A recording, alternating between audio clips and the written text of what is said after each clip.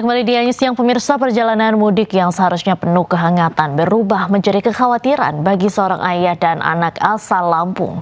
Kelelahan di tengah perjalanan panjang membuat keduanya terpisah tanpa disadari. Makan sendiri ya.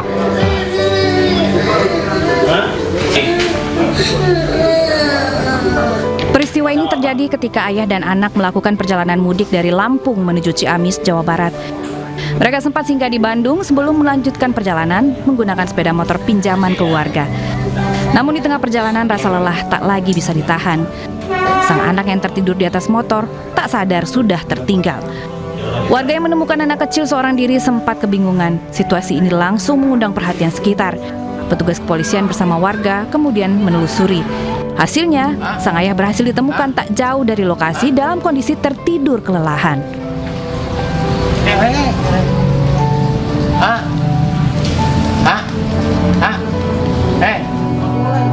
Suasana haru tak terbendung saat keduanya akhirnya dipertemukan kembali. Pelukan erat anak dan ayah menjadi penutup perjalanan yang sempat membuat kepanikan. Peristiwa ini menjadi pengingat bagi para pemudik agar tidak memaksakan diri ketika lelah dan selalu mengutamakan keselamatan di perjalanan. Dari Tasikmalaya, Jawa Barat, Asep Juharyono, iNews melaporkan. Niat memotong jalan saat mudik, seorang pemuda di Tasikmalaya malah terjatuh ke jurang. Gara-gara mengikuti arahan aplikasi penunjuk jalan, korban justru masuk ke jalur terjal di kawasan Pertamina Geothermal Energy Kadipaten. Yang mengikuti Google Map perjalanan dari Bandung menuju Garut. Evakuasi dalam.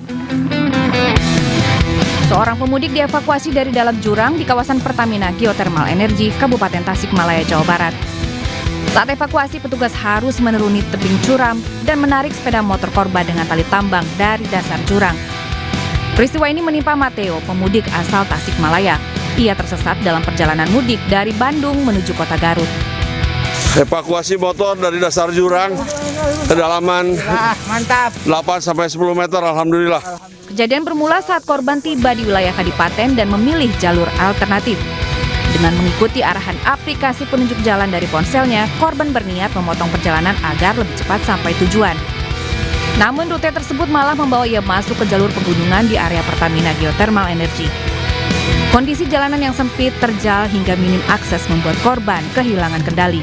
Akibatnya sepeda motor korban terperosok ke dalam jurang di perbatasan Tasikmalaya dan Garut. Tak hilang akal, Mateo langsung menghubungi call center darurat 110. Setelah proses evakuasi, korban dan kendaraannya berhasil diamankan untuk penanganan lebih lanjut. Dengan kejadian ini, polisi mengimbau agar pemudik tetap menggunakan jalur utama dan tidak sepenuhnya bergantung pada aplikasi navigasi, terutama di daerah pegunungan yang minim permukiman. Dari Kabupaten Tasikmalaya, Jawa Barat, Asep Juharyono, iNews melaporkan.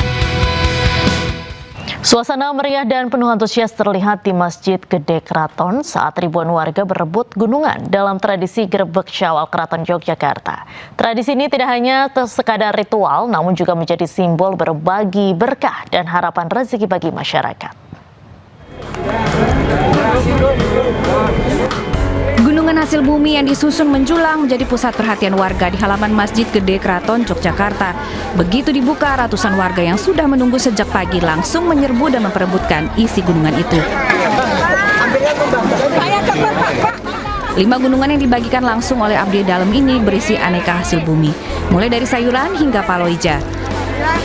Bagi warga, setiap bagian yang mereka dapat diyakini membawa berkah serta keberuntungan. Sebelum dibagikan, prosesi Grebek Syawal diawali dengan kirap meriah dari dalam keraton. 10 bergodo atau pasukan prajurit berbaris rapi dengan busana tradisional serta senjata diiringi pasukan berkuda.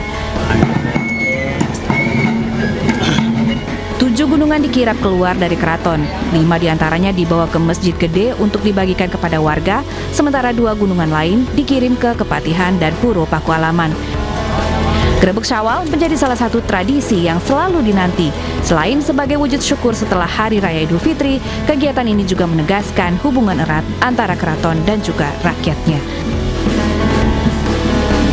Dari Yogyakarta, Munanto Farhan, iNews melaporkan. Wakil Presiden ke-10 dan 12 RI Yusuf Kala melaksanakan sholat Id di Masjid Al-Azhar, Jakarta. Yusuf Kala tiba di lokasi sekitar jam 7 pagi. Wakil Presiden ke-10 dan 12 RI Yusuf Kala datang ke lokasi bersama dengan keluarganya. Selain Yusuf Kala, Gubernur Jakarta periode 2017 hingga 2022 Anies Baswedan juga melaksanakan sholat Id di masjid ini. Menko Polhukam periode 2019 hingga 2024 Mahfud MD menjadi khotib dalam sholat Idul Fitri kali ini. Alhamdulillah berlangsung dengan baik. Alhamdulillah di mana-mana.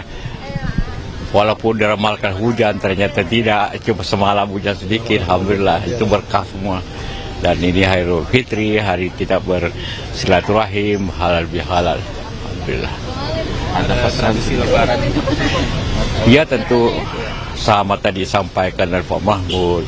Ini pergunakanlah waktu Idul Fitri ini untuk saling bersilaturahim, saling memaafkan, saling bersatu untuk memajukan bangsa ini, negeri ini, dan itu kesempatan kita semua khususnya umat Islam agar menjaga persatuan, menjaga silaturahim.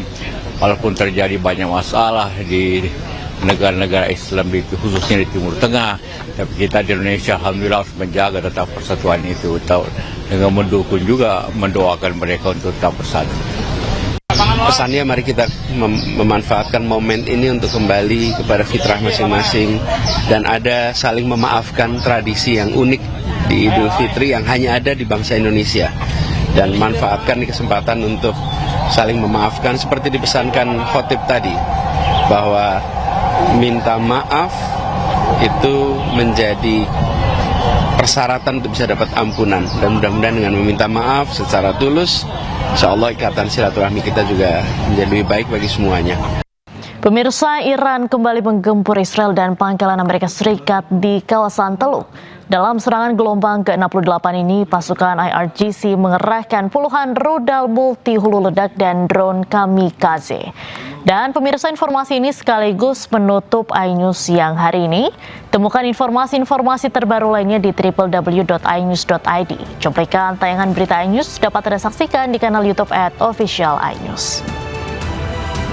Pemirsa, update terus informasi terbaru Anda dan siapkan 3 botol air mineral yang setara 2 liter air untuk 1 hari penuh kesejukan. Saya Diandra Mukni pamit undur diri, selamat beraktivitas, sampai jumpa.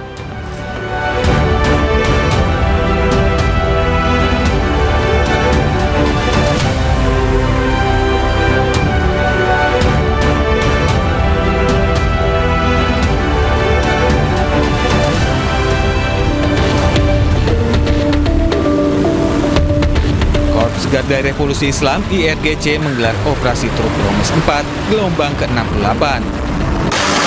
Menurut IRGC, ini adalah operasi gabungan antara Angkatan Laut Iran dan Angkatan Udara Iran. IRGC mengerahkan rudal multi hulu ledak atau klaster Khorram Shahar 4 dan Qadr. Khorram Shahar 4 dan Qadr mampu menembus pertahanan udara Israel Iron Dome. Rudal Iran telah meluluhlantakkan 25 target di Haifa dan Tel Aviv. IRGC juga mengerahkan ratusan drone tempur untuk menargetkan sejumlah pangkalan Amerika Serikat di kawasan Teluk.